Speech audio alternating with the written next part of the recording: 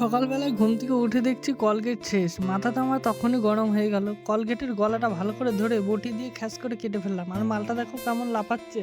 কলগেটের ভিতরে যা মাল মশলা ছিল ব্রাশের মাথায় সব ভালো করে লাগিয়ে নিলাম। তারপরে আস্তে আস্তে ব্রাশটা করে নিলাম। দুবার থেকে যে এক কটা বিস্কুট এনেছিলাম ওখান থেকে একটা মোটা দেখে বিস্কুট আমি নিয়ে নিলাম। তারপরে আস্তে আস্তে খেয়ে নিলাম। সকালবেলায় বন্ধু ফোন করলো, বললো চ ডালপুরি খেয়ে আসি।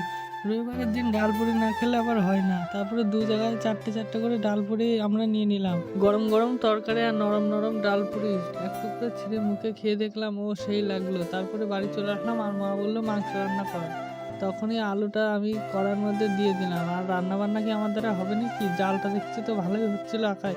তারপরে দেখছি আবার কেন ধুমো হয়ে গেল। তখনই তো আমার ভাল লাগলো না, তাই আস্তে আস্তে আবার জাল দিলাম। অনেক কষ্টের পরে আঁকাটা ধরানোর চেষ্টা করছিলাম। আর আমার চোখ মুখের অবস্থা দেখো কি হয়ে গেল।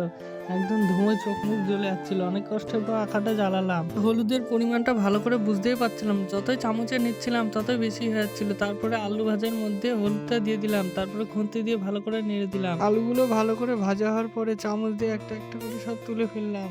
মিট কেসের ভিতর থেকে মাংসটা নিয়ে এসে তারপরে কড়াইয়ের মধ্যে দিয়ে দিলাম। তারপরে খুন্তি দিয়ে মাংসটাকে ভালো করে নেড়ে দিলাম।